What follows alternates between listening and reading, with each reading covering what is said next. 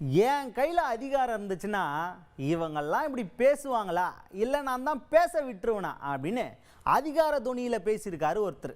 யார் அவர்? வேற யார்?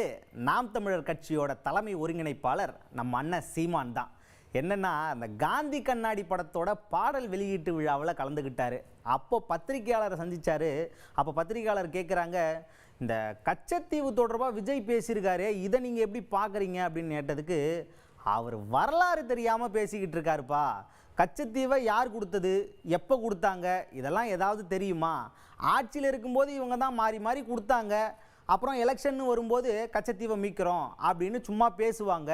தேர்தலுக்காக அப்படி பேசுவாங்க, தேர்தல் முடிஞ்சதும் எல்லாம் மறந்து போயிடும். இதெல்லாம் யார் பேசணும்? ஃபஸ்ட்டு ஆட்சியில் இருக்கிறவங்களும் அதிகாரத்தில் இருக்கிறவங்களும் தான் பேசணும். ஆனால் இங்கே நான் பேசிக்கிட்டு இருக்கேன்.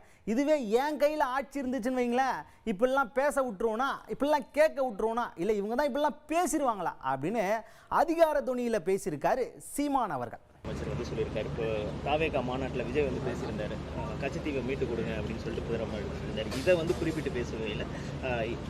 நம்ம அரசியல்வாதிகள் வந்து புரிஞ்சுக்கணும், அது வந்து எங்களோட இது அப்படின்னு சொல்லியிருக்காரு. கச்சத்தீவை வந்து கொடுக்க முடியாது அப்படின்னு சொல்லியிருக்காரு. அது உங்களுடைய கருத்து? அவர் ஒன்றும் தெரியாமல், வரலாறு தெரியாமல் பேசிட்டு இருக்கிறாரு.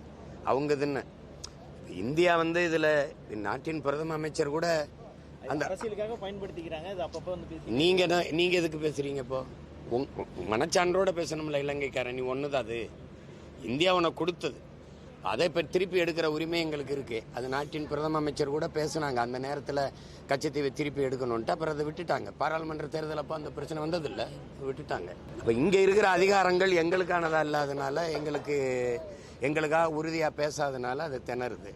ஏன்னா இந்த ரெண்டு கட்சிகளும், காங்கிரஸோ பாரதிய ஜனதாவோ ஆட்சியில் இருக்கும்போது கச்சத்தீவு கொடுத்தது தான், திருப்பி எடுக்க வேண்டும் என்கிற பேச்சுக்கே இடமில்லைன்னு. இந்த கொடுத்ததான்ங்கிற பேச்சில் பார்த்தீங்கன்னா, நீங்கள் தான் கொடுத்துருக்கீங்க, அது யாரோடதை கொடுத்தீங்கன்னு கேள்வி வருதில்ல.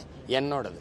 கச்சத்தீவு எனக்குன்னா எனக்கு கடற்பரப்பு அதிகம், கச்சத்தீவு அவனுக்குன்னா அவனுக்கு கடல் நீள பரப்பு நீளம் அதிகம். அப்போ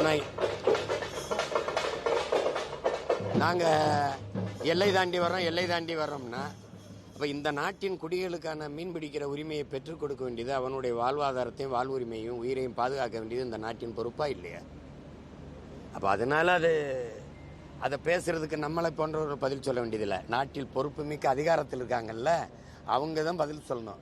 இந்த நாட்டின் வெளியுறவுத்துறை அமைச்சரோ, பாதுகாப்புத்துறை அமைச்சரோ, மீன்வளத்துறை அமைச்சரையோ, என்னையா அது நீ இப்படி பேசிட்டு இருக்கிற, அது எப்படியா ஒன்றுதாகும்னா அது பேசணும். அது அவங்க பேச மாட்டாங்க.